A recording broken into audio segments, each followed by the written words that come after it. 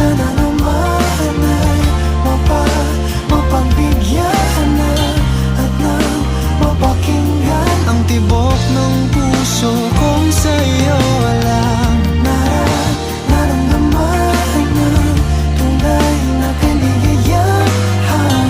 Sana naman mapagbigyan ng tibok ng puso.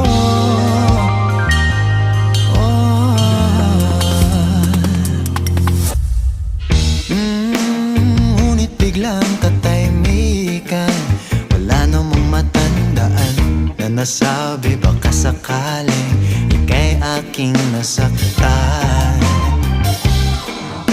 Bigla na lamang